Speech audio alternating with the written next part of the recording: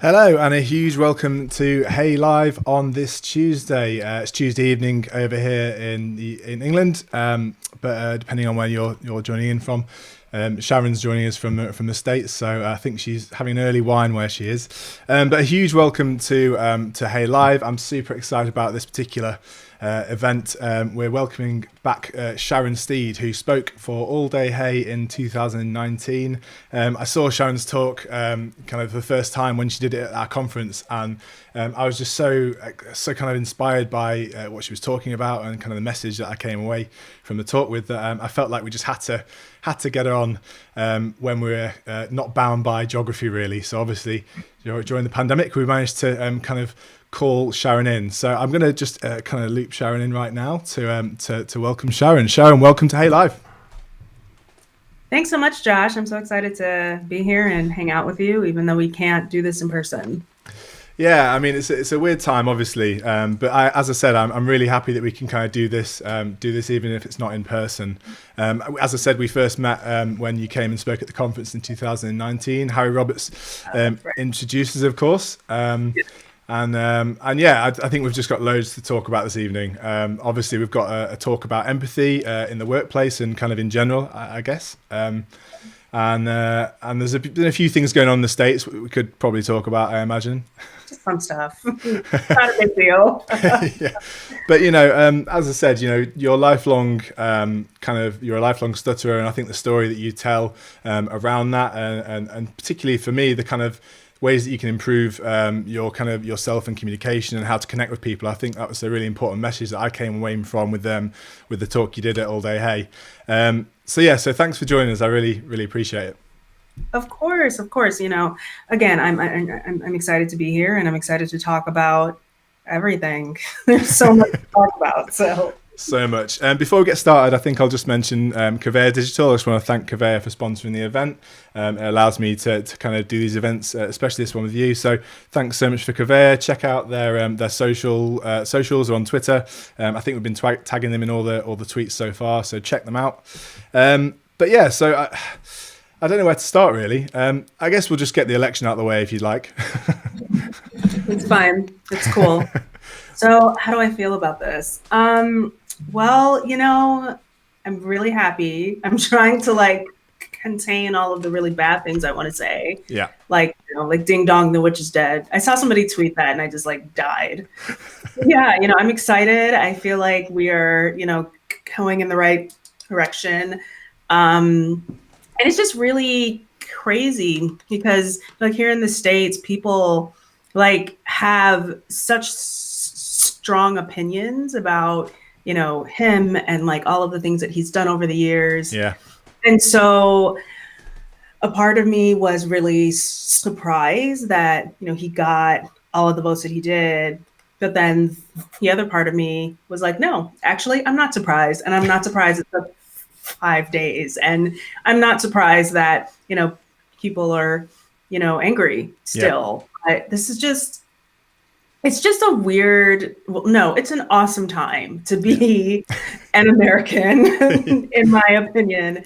And so, and then of course, I'm really proud that there's, a Black female who is going to be also in the White House. And I just think that's such a cool thing to see, and I'm so inspired by it, and I'm inspired by her, and I kind of can't believe this is happening still. I'm still on a high. I drank I don't even know how much last week. Well, and my husband you okay? I'm do you realize this is democracy is at stake? So that happened. Well, we did talk about that. So we talked about the wine, so cheers to that, Sharon. I'll definitely cheers to that. Cheers to a new day. So when we were doing the run through, we had a tech check last week, and I was like, cool. So how does the third work for you? Is the third good? And you were like, yeah, that's absolutely fine. I'll probably be quite drunk while we're doing the tech check, based on the fact that that's the evening of the election. Yeah. But we got through it. But we did. Only took 5 days to count all the votes, but well, no, I mean, they're not even done counting in some places yet, but it's it's just a crazy, crazy time over here right now. So I'm sure it's probably not going to get any calmer until he's completely out of office, but we'll see. Yeah, I mean he's got a good 60 or 70 odd days, but it felt like a lifetime over here waiting for the kind of the results to come in. It must have felt like even longer over there. Kind of obviously you were watching it so closely. I was like binging CNN and MSNBC. Like I've never had the TV on for that, just for that, long, for that number of days. I mean, like hours, like 12 hours of just like, is it going to happen today? Is it going to happen this hour? Is it going to, yeah, it was, it was overwhelming, but it was so worth it. Yeah. I screamed a lot. I almost cried a little bit, like on the day of, when it happened. I was like, they're just calling it. They're calling it. And then we drank champagne and more champagne and more champagne. Yeah. I'm surprised I'm not still, like hungover from the sheer amount of alcohol that was consumed last week. I was following your Twitter feed with like just fascination. I was like trying to figure out how many bottles of wine you were in at any given point in time. But it was kind of a really good insight into what was going on, really, because obviously you've got to pick your kind of news outlet carefully. You've got to pick where you consume the media from, really. So it's quite nice to kind of see a commentary from you, just kind of how it felt on the ground almost. You were on the ground reporter, I was on the ground reporter, and it was like my full-time job keeping up with the election last week. Like I didn't like do any, like emails, like all of that stuff just was done for me. I'm like, I'm not working this week. I'm focusing on this. Who can work at a time like this? It was a lot, but we made it, man. We did it. We did it. I'm really proud of this country right now. Yeah. Because for a while there, I'm like, what the hell? This really? This guy? Yeah. Yeah, we've got some friends who used to live in NYC. They were sharing some of the footage from NYC and stuff, and it just looked like the whole city was buzzing, basically. Cheering. I loved that. That was like one of the coolest things. Yeah, I loved watching those videos. I mean, people are like dancing just all over the place. Like they were dancing in the streets. Like they were dancing outside of their houses. I saw that there was fireworks in London, I believe it was, and then the bells rang in Paris. Like it was like, wow, Trump, you really, buddy, did that. I've got to say that my favorite thing of some of the coverage was, and I have to admit, maybe the fireworks in the UK weren't necessarily down to Trump. I mean, we have a thing where we just kind of set fireworks off for an entire weekend to like celebrate the effigy of a guy that we burnt as, the kind of Parliament being blown up by Guy Fawkes and stuff. So we maybe had a different reason to be setting off fireworks. We claimed it. Like everybody on Twitter was claiming it. Like they set off fireworks of course we thought it was about us. We're Americans. Yeah, we were like, maybe they weren't for you, but it's okay. You can have that one. It's fine. Please give us. God, we need just any amount of wins at this point. So it's a big win. I mean, it was almost worth going through 2020. Yeah, I think that it was the win everyone needed, I felt. Anyway, I'm going to get ripped into forgetting what Bonfire Night was about, so we'll move on swiftly, I think. So, like, if we can just indulge slightly in kind of the story, your kind of background a bit, and if you don't mind just kind of telling everyone watching kind of a bit about your life, if you don't mind. Yeah, of course. So I am a person who stutters, and I think I began stuttering at the age around like 3 or 4, and so like I spent a lot of time just being very concerned about talking, insecure about my speech, and just feeling very vulnerable, just in conversations, and so I sort of like come to this point in my life where I was just so terrified to just talk to people and go to events and go places where I was going to, have to talk to people. And so I knew that I had to overcome this fear. And so I decided to pursue public speaking. And it wasn't as a way to like find a new career or, just do just like the whole focus was like, I'll give a couple of talks and then I'll be cured of my fear and then I can move on with my life. And that's, one, a really, really naive way to think about it. And two, like that's just not what happened. And so, over time, I began to give these talks about engaging empathy because that's what, people kept hitting from the talks I would give. And so, after a couple of years, I decided to really just go like all in on this whole like empathy train. And so I created a consultancy where I work with companies. I do conferences as well, where I teach people to be better communicators and collaborators, through engaging in the most impactful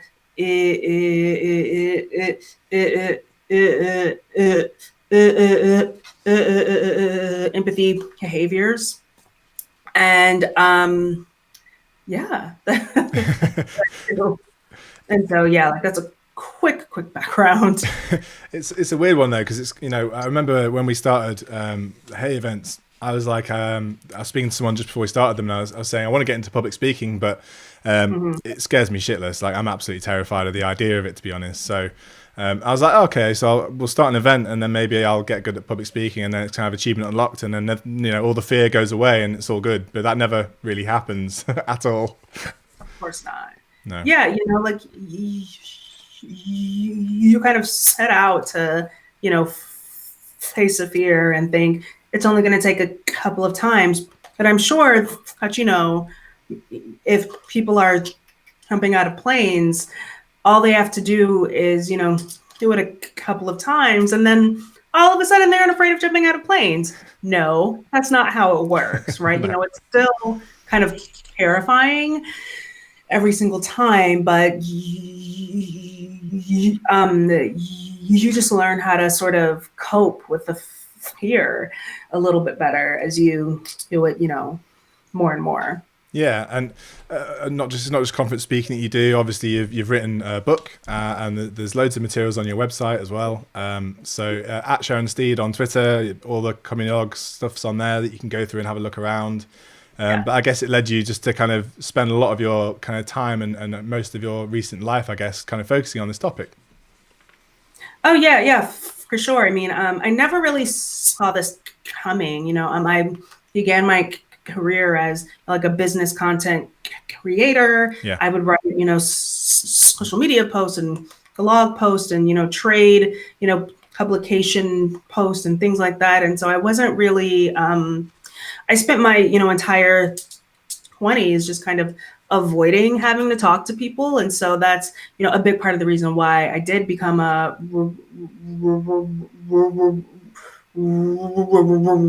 writer.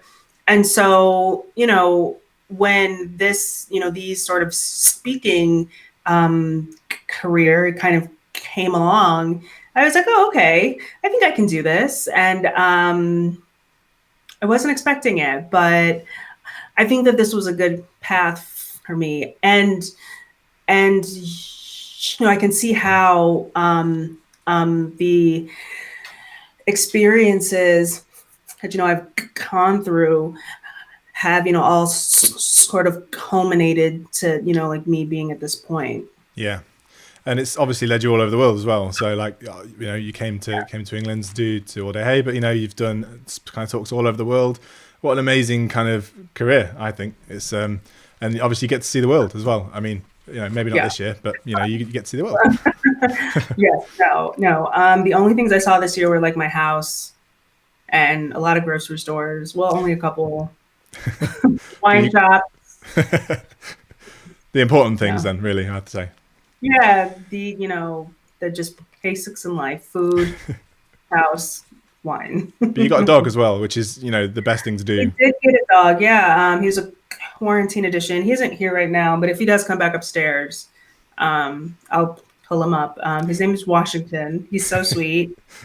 And yeah, I can't believe I have a dog. So that's also happening in my life. We were saying I'd put my dog in the same room as well, but I don't think he'd behave well enough for us to be able to actually have a chat. So I think it's best this way, possibly.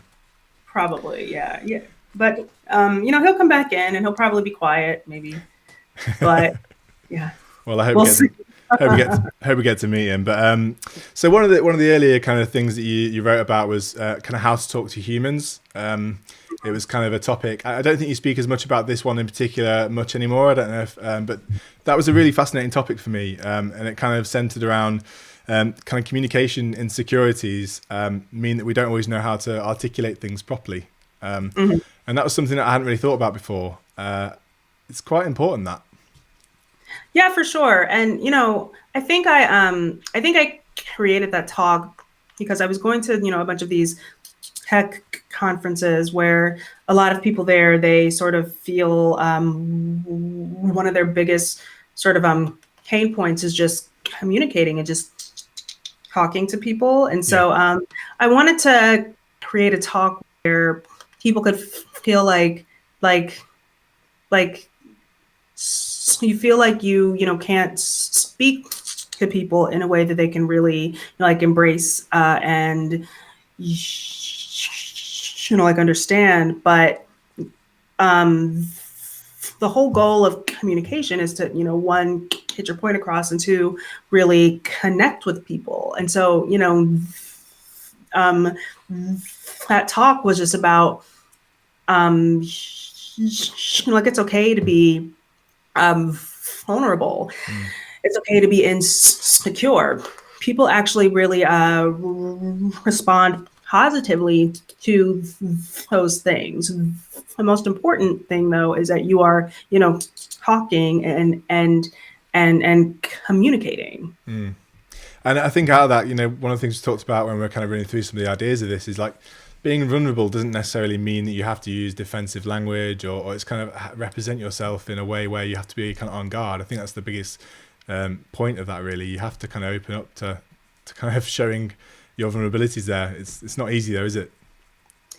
Yeah, it's so hard. It's so hard. And I mean, even now, so I'll go through times when I just don't feel like stuttering, and I don't feel like putting myself, in the position to stutter and to feel, the bad things I feel when I, stutter sometimes. And so, I have to really remind myself that the most important thing is talking and saying the like thoughts and the ideas that you want to say and that you want to share. And that's what I really just focus on. And again, it's really really hard, but it is just very valuable, and it's really worth it at the end of the day. Yeah, yeah, absolutely. I think a lot of people struggle with that connection because I feel like they can't effectively communicate. And then as a result of that, being misunderstood in a conversation adds stress. And obviously when there's more stress involved, that kind of just makes things a lot worse, I think. Oh yeah, for sure. I constantly still get very uncomfortable when I know that I'm going to have to talk to like a bunch of people. Yeah. And I think that, a thing that I sort of came to realize by speaking is that, um, like I spent a ton of time just being very self-absorbed, right? Like I was thinking about um like how I sound and how I feel Mm. and those things, but I wasn't focusing on what the um person who was talking to me was saying Yeah. to me. And so once I kind of just embraced this like whole idea of like it's not about me, it Yeah. was a lot easier to sort of approach conversations from a place of just being, very transparent. Yeah. It's interesting though, because that's kind of like a conflicting view of a public speaker. Because as a public speaker, you need to be so comfortable in your own voice, so comfortable in kind of being a bit selfish and trying to focus on your own kind of the way you project yourself. And that's completely the opposite of what you're talking about. But you need to say as a public speaker what you're saying with strength and you know, should be really sure about what you're saying. Whereas actually the listening part of you know, a conversation where you're kind of focusing on empathy is the most important part. So kind of not saying anything is the biggest part of that, really. Yeah. And I think the thing that like I had to learn was that, you know, I am not important here. The things I am saying and what people take away, like that's what is really important. Yeah. And so once you kind of put yourself to the side, everything just becomes a lot more clear, right? Yeah. I think that speakers, we have to come to that point where, you know, it's important that you know, say the right things and that you take care of yourself and that you like have your brand and everything. But like once you get on that stage, it isn't about you. Yeah. Yeah. Sorry, I just noticed a question come in. It's Mirko said, I've jumped out of planes and I prefer it standing on stage. So there you go. So there See? you go. See, it never gets easier. And I've never jumped out of a plane. I don't think I could. I'd like to give it a go, but I imagine stage is probably still scarier, right?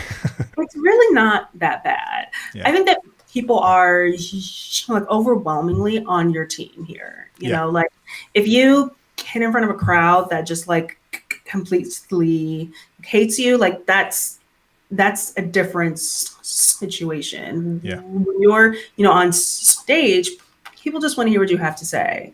Yeah, definitely. I think the best piece of advice I ever got is everyone wants you to succeed. So if you go up with that kind of mentality, you're not going to be freaking out, really. Sometimes works. For sure. There's another question as well, which is from James, which is, do the nerves ever really go away with public speaking, or is it just mastering it? I think that so I used to get like just so angry, you know, like a couple of days before, like, why did I do this? Like, why do I put myself in this situation again? This is so terrible. I'm so scared. And now I get a little bit nervous, like a couple of minutes before I have to go on stage. And then after I'm, you know, on stage and I haven't begun yet, then yeah, I'm like, oh shit. But usually I'm okay. But like in the beginning, it was, I hate myself. Why did I do this? And it was like that for hours before the talk. But now, no. Okay, cool. There's a final question from James, which is, can we get the dog's thoughts on workplace empathy, please? He just wants us to play more. He's like, you're home, I'm not at daycare. If you had actual empathy for me, you would be playing with me. I thought we were going to hang out. Well, I mean, hang out and you ruined it. It's just you in the house at the moment as well. So like, he's literally like, where is anyone that's fun? Yeah. So he probably thinks I'm a terrible, like I'm, you know, not at all his, you know, idea of like, how can you not be empathetic to me? I'm your animal. I'm sorry. I have to feed you and, you know, house you. So, got things to do, you know? Yeah. So let's just talk a little bit about kind of empathy at work. So how we communicate is obviously core to our culture in general, but I think working culture even more so, really. Can we talk a bit more about empathy in the workplace?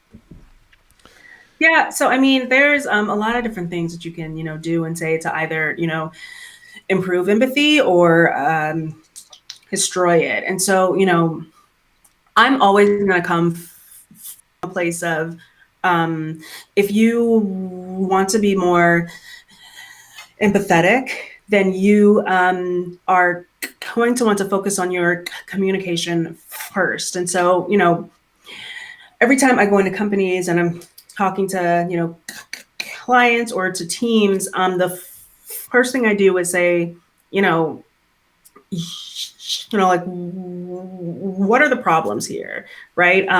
A lot of the problems that we like have, they all fall in the sort of communication spectrum. Things like inclusion, that is essentially a communication problem because the communication breaks down, or the proper communication just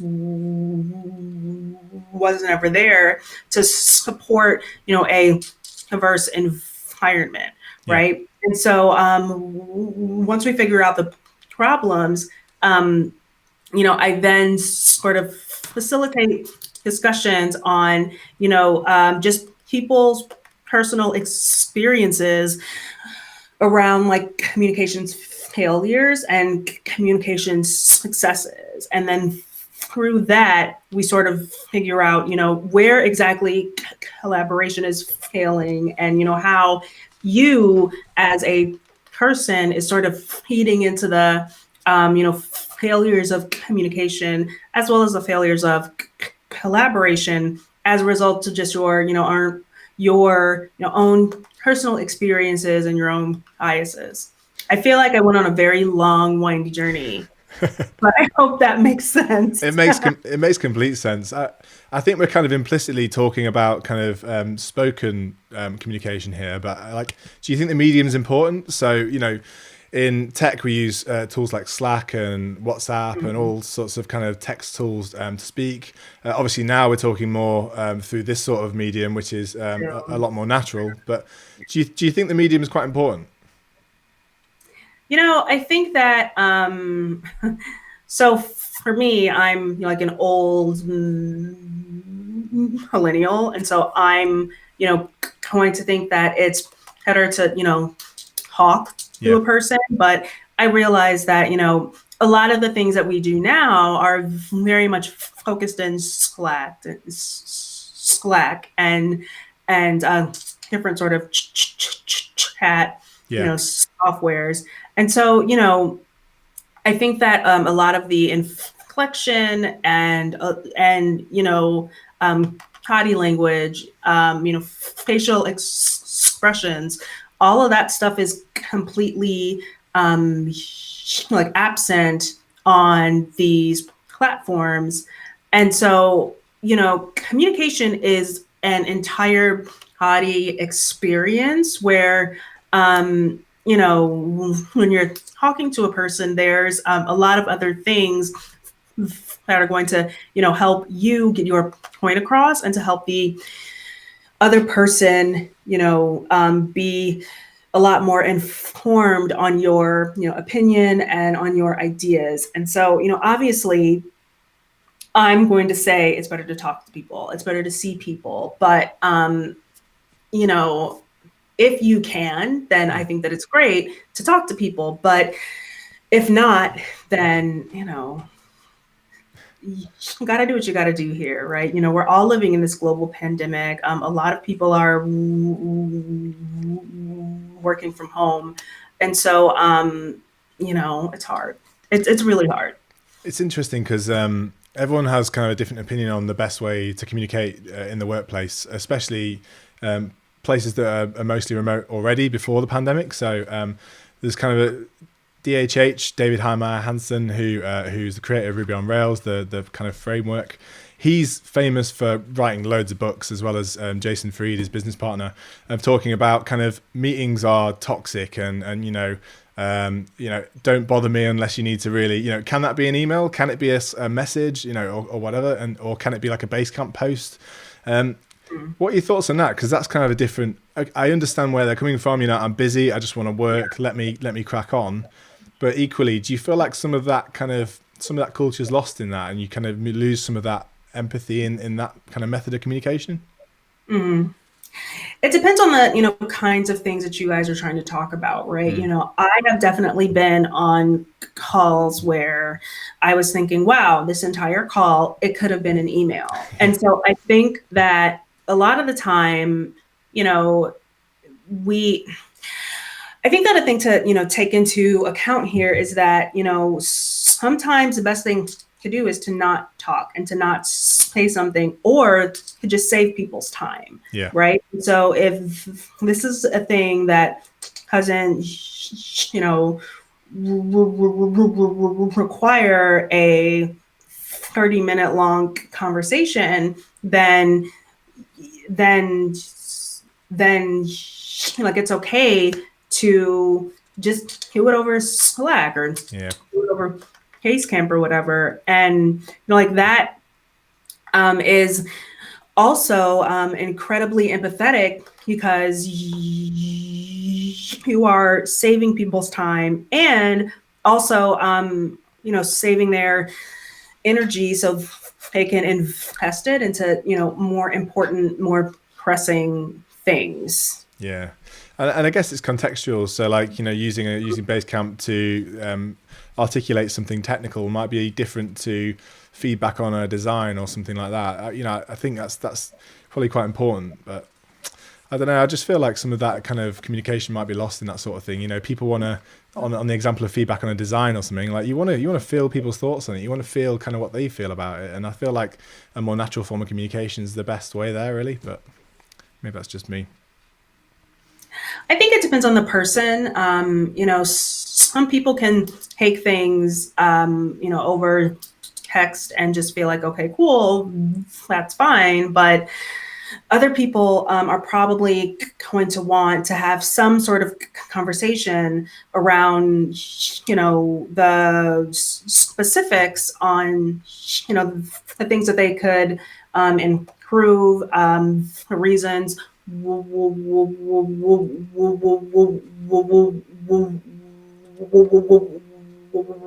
why things didn't turn out okay.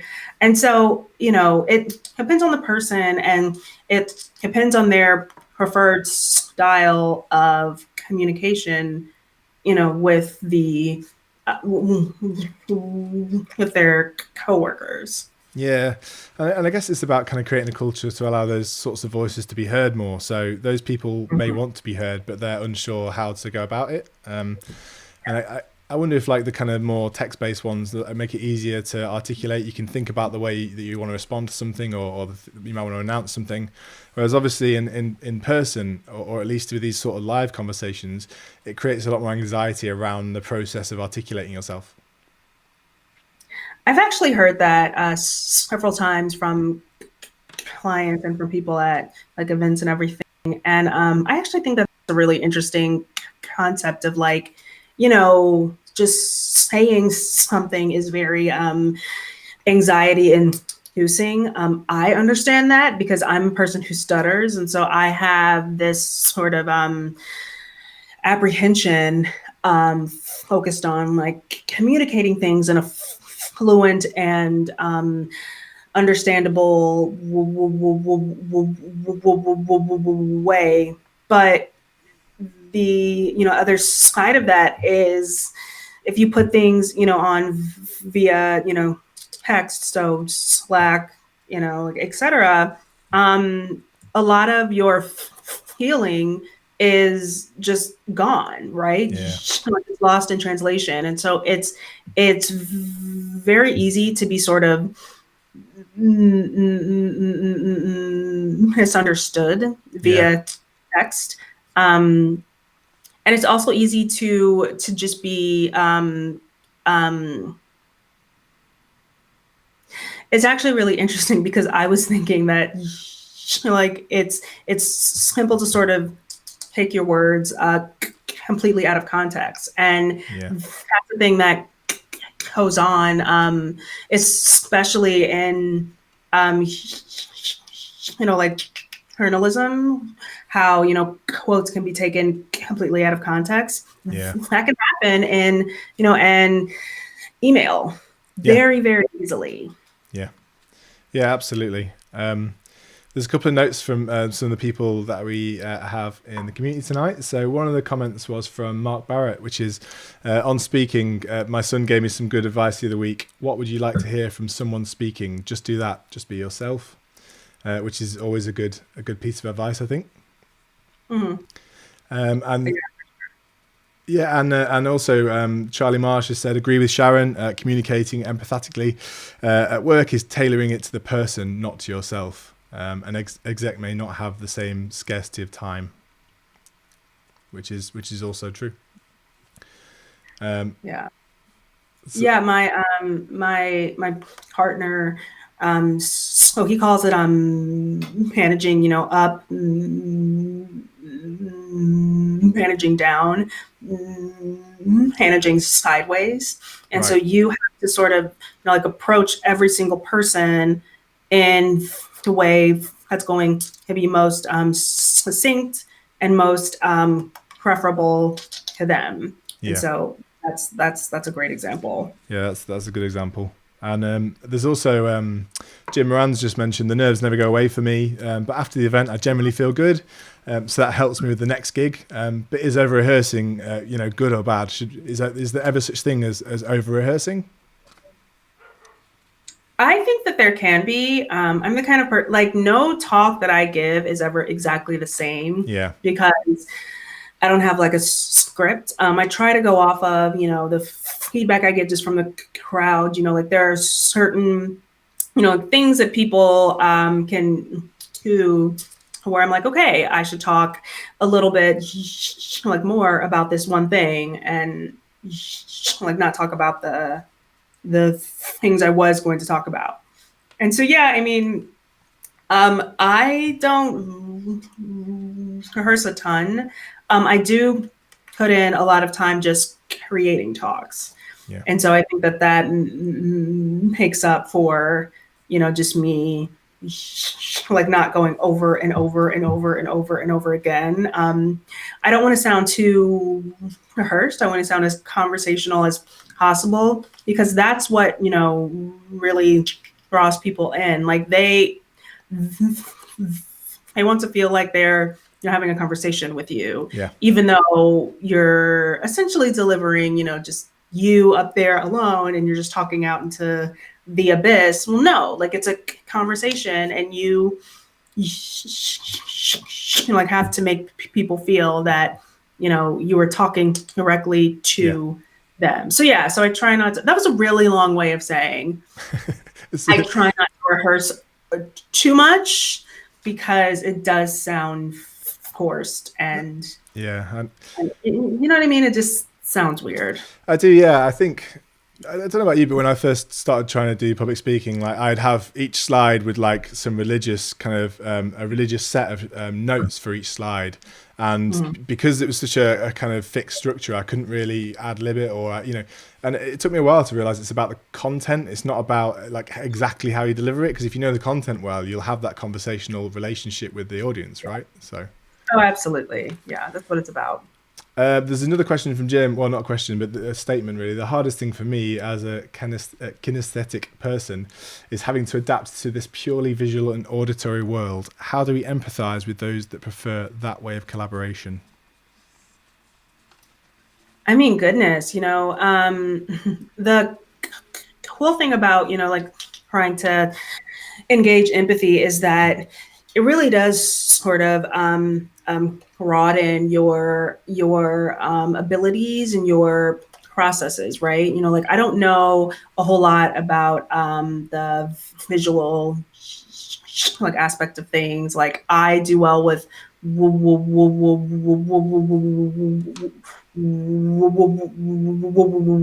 words, and so I'm always going to focus on the physical spoken things there. Yeah, But like I sort of come to this point where like I knew that my slides were terrible. There was way too many words on them, and I'm like, okay, I don't know how to not put more words on these slides and it still makes sense and people still like understand it. And so I consulted with like slide designers and I was like, okay, how can I do this? Teach me all the things that yeah, And so, that collaboration helped me to really broaden just my perspective on, how to make good slides, one. And then two, like it taught me ways to approach his being more visual. And so the answer there is that, you can have empathy for people who are different than you by just talking to them and by, listening to their experiences, their perspectives, and that in turn is going to just so it's going to like help you improve your sort of your collaborative efforts. Yeah, absolutely. I just saw a nice message from or comment from James, which is there is beauty in mistakes when something is from the heart, and that's what you're talking about in terms of that more kind of organic delivery of a talk. That's exactly what it is, to me, I think. There's a brilliant talk that I saw. I won't say where or who, but the person on stage was doing a live demo, and the demo failed because the internet connection didn't work very well in the venue. But she knew the content so well that she managed to deliver the exact demo anyway, really, just by kind of showing in the browser how things would have worked and all this sort of stuff. And I think that's the point, really. If you know your content that well, you on stage, it doesn't matter if things go wrong. It's even better if it does, because you can go, well, do you know what? Forget that. This is what I'm going to show you anyway, and this is what I'm going to talk about. And that's, I think, kind of that kind of knowledge of the content definitely makes it a lot easier when things don't quite go to plan, and it definitely makes it feel more natural, and I think that makes it a kind of easier thing to relate to. Yeah. Oh yeah, for sure. The best way to do something at like a very high level is to just be prepared, especially when you're on stage. That's just your time. Yeah. And so you got to talk. Yeah. So if everything else goes wrong, you're still up there and you have 24 minutes left. So you just can't up there and be like, well, sorry, it broke. Like, you need to do stuff. Yeah. So yeah, that's just really, really important to know your content. I mean, I've had times when my slides failed. Yeah. And I'm like, oh, okay. You just got me and a blank wall. That's it. A blank wall, and I hope you like it. If not, so much I can do. I remember seeing Jake Archibald. It might have been All Day Hair, actually, where I think he spent the first 10 minutes of his talk talking about, he was really terrified of shitting himself on stage. That was his opener for the talk. Like, and at like 10 minutes in, someone was like, "Is this a tech talk or a comedy show?" Or I don't even know. But I guess that was Jake's way of kind of settling into the theme, settling into the venue and everything, and it worked really well. I mean, the topic was a bit, on the fence, but seems to get away with it. I think it's important to do, though. I mean, I spend the first 5 to 10 minutes of my talks talking about stuttering, and I do that for two different reasons. The first one is that it makes me just feel more comfortable to just be like, hey, I'm Sharon, I stutter, so that's what's happening right now. And then the other reason is that it just makes people feel like they can like identify with just being vulnerable and healing with things that make you feel really uncomfortable or insecure. And so what he did was like, okay, like, I'm really uncomfortable, so I'm gonna hurt myself, so I'm just gonna talk about it. And I'm sure everybody in there was totally endeared to him. Yeah I mean, so there you go. Yeah, how can you not get on side with someone that's talking about that? Yes, exactly. There was that's something you notice as well. I mean, as I realise, we're clashing with the Apple launch or whatever's going on at the moment. So I don't know if you noticed, but like, there's some sort of Apple event on, very well planned by us, I'd say, for planning. Great. But this is way better. It's probably a new MacBook or something. But I don't know if you noticed, but like Steve Jobs, when he used to get on stage, he'd always kind of start with a story, and I think the story is a good way for the speaker to level themselves with the audience in that exact same way. So yeah, totally. Charlie mentioned on the Slack, too much rehearsal can make it seem less personal, which is totally exactly what we're saying right here, really. So the interesting thing is, from what you're talking about, it's about getting comfortable with other people's conversational styles. I think anyway, and it's kind of like, are we really conversing, or do you think it takes a little bit of time to kind of listen so intently that you understand how to kind of relate to them and how to communicate with them, or like, how do you deal with people's different communication styles? Obviously, in a group of 10 people, you might have someone that's super confident. You might have someone that you can see wants to speak, but they don't really manage to get the words out. And it's kind of, how do you adapt to different styles of communication in groups of people? So at work, for example. Yeah, it takes time. It's fascinating. So I have been around two different types of people. There are people who, when I speak and start to stutter, they get immediately uncomfortable, and then they do a thing that I could be incredibly offended by. So they either say, "Oh, like you forgot your name," or "Ha ha ha, you're so funny," and it's like, no, that's like not what's going on.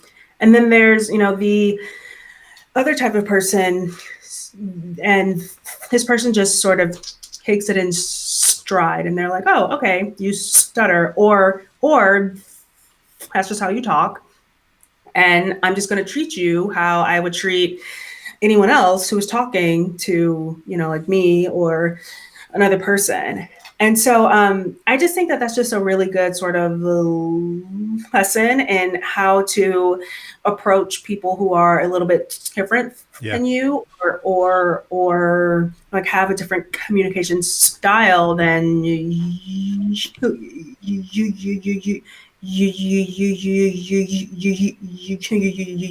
do. And so, what I tell people is that being okay is different. It's the way you approach these situations where you can either make like being different good or bad. And so like just talk to people. And if people are uncomfortable talking, don't like push them to talk. I think that that's another thing that we sort of tend to do to people. It's like, so, what do you think, Sharon? And I'm like, if I wanted to say what I thought, I would have chimed in. So I think that you just need to give people their own time and give them their own space, but don't stop being you,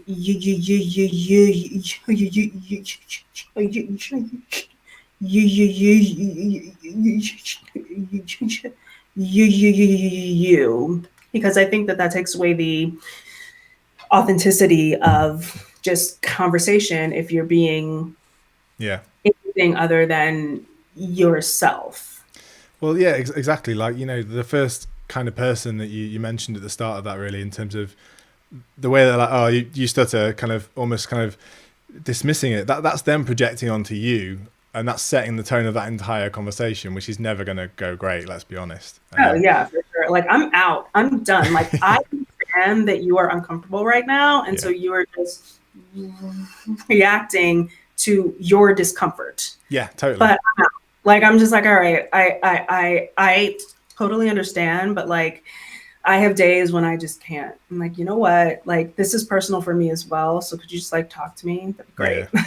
And don't like make this even more uncomfortable than it already is, And I guess it's nice when you have like a more natural conversation where someone gives you the patience that you're giving them when you're listening, and that's all good conversation's about, really. That patience is a huge thing, I think.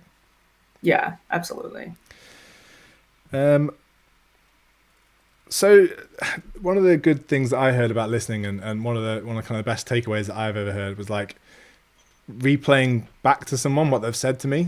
So if you're in a conversation with someone, that kind of, and it's a common counselor technique, isn't it? Kind of the so I heard you say this, and replaying it back to make sure that your understanding of that situation is correct. Do you do that much, or does that feel a bit too forced? I do that. I try to just paraphrase it. I usually go through what people have said to me, just, like in my head Mm. before I start speaking, because, I just want to make sure that I get all of their points.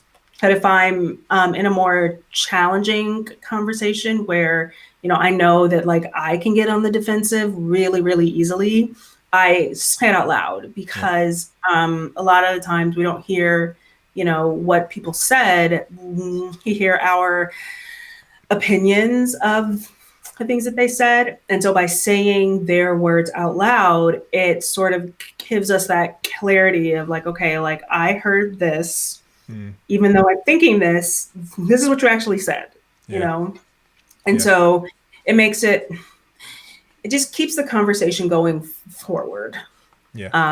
And that's the most important thing when you're dealing with like challenging conversations or disagreement. Like you always want to keep going forward, because it's very easy to get stuck in the weeds of like, no, that's not what you said. No, that's not what I said. Well, I heard this. Well, I heard that. Like that, it doesn't help anything. Yeah. So you always want to keep the conversation moving forward. And so that's why I'm always like, okay, did you say this or did I, like hear this? Yeah. Cool. Let's move on. Yeah, one of the best quotes that I've heard you say is it's about being active in a conversation when you're not speaking. So it's about making others feel comfortable. I guess it could be construed as passive, but that's absolutely not what it is. It's the body language, it's everything around that kind of contributes to that situation. Oh, for sure. And, these video calls, I think, are actually probably the best thing that has ever happened to, how we communicate with each other, because it takes a lot to like appear engaged on these calls, because you have to focus on like a set point. You can't be like looking at your phone or checking Twitter or like all those things, because people can tell if you're not like really paying attention. Yeah. And so, so to be like an active participant when you're speaking, as well as when you're listening, it actually does take quite a bit of your energy to focus entirely on the person in front of you. And so I think these video calls have been almost a godsend, because like it takes a lot of energy to be like, I'm looking at the camera, I'm hearing everything they said, and I'm answering their questions. Yeah, and I think, as you said, I think that's one of the most important things that have maybe happened this year, because I don't know about you, but sometimes I'd be on a call with someone or a group of people, and two people might have their camera on, the other six might not. And already you're struggling with the communication there, because some people, because of how the software is designed, not necessarily because they don't want to put their camera on, but you're all of a sudden speaking to people on different levels. I think, where possible at work at the moment, I'm like, everyone cameras on if you can, because, if we were in the office, we'd be able to see each other anyway. So, I think it's really important that you have the eye contact, even if it is on a screen. I think that's a really important factor. Yeah, 100%. So just a few more questions really, or notes from the community. So one from Mirko is, the most impressive presentation I've ever seen was introducing a testing library in a live coded demo, making all the right mistakes or purpose and projecting extreme competence all the way. It was really impressive. I couldn't do it with a coworker looking over my shoulder, let alone in front of 1,500 people in an auditorium. I think it takes some guts to do that sort of thing, I think. Yeah, definitely. I think like any sort of live demo, it's, you've got to be really sure. You've got to be really sure of your content. You do. I mean, I think that's just it's a terrifying situation where you have to live code. Like, I don't know a whole lot about coding, and I do know that like all it takes is one, like little period or one space here or there, and you've completely changed the platform. Yeah. And so the fact that people do these things on stage, live, and I don't know if it's going to work or not. Like, what? Like, that's so brave. Yeah, I definitely think so. There's another question. Is there a dog update? I don't think the dog has made an appearance, sadly. He's not. He he actually went downstairs at the beginning of the call and he hasn't come back since. I hope he isn't taking a dump all over our dining room. I'm trying to think, like, what's he destroyed? He's God, I hope he hasn't destroyed anything. I hope he hasn't gotten out. I think the doors were closed. You never know though. Dogs are sneaky. Well, actually cats are sneaky. Dogs are sneaky too, I think. We came downstairs. They're not as sneaky as cats. You know, like dogs are like adorable idiots. Cats are like dicks. You know, they kill you in your sleep. Yeah. We did come downstairs the other day though, and Louis had basically destroyed an entire Chesterfield in half an hour. So it's a pretty good effort, I think. I saw that photo. I was like, oh no. Killing me. Yeah. Yeah, it was a nice chair. Come on, dog. Come on. I know, it was a nice chair. Cool. Okay, so I think that's all we have time for. I don't know about you, but my wine is running out.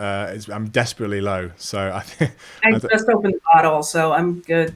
Well, I mean, it's only 3:00 here, so I think this might be the rest of the day. That is a life hack. I didn't think about bringing a bottle up, but that probably is for the best, maybe. Who knows? I was like, well, like it needs to breathe. So I brought it up. While you're I don't drinking. know why. That actually, you're right. That doesn't make any sense. Why did I bring the bottle? No. It's not like I poured any while we were on the call, so I don't know. Well, I think I'm going to go and get some more anyway. But look, thank you so much for your time. A massive congratulations.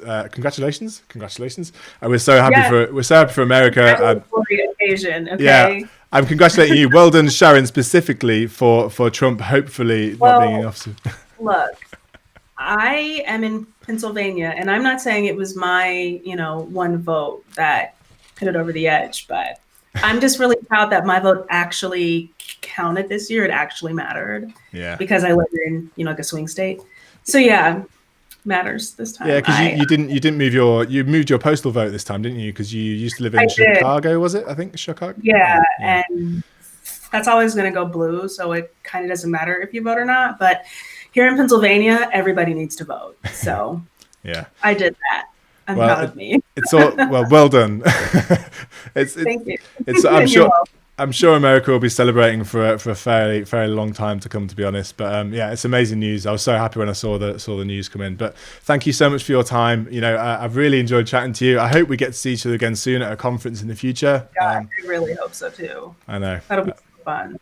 Yeah, so hopefully we'll get there next year, maybe. Who knows what will be of conferences next year. But yeah, thank you so much for your time. On behalf of everyone else, thank you for all of your insights. And thank you. We'll put this recording up as well, and we'll share it on all socials and stuff. But yeah, thank you, and enjoy the rest of your day drinking wine. I will. You as well. Cool. All right. Take care, Sharon. Bye now. Bye.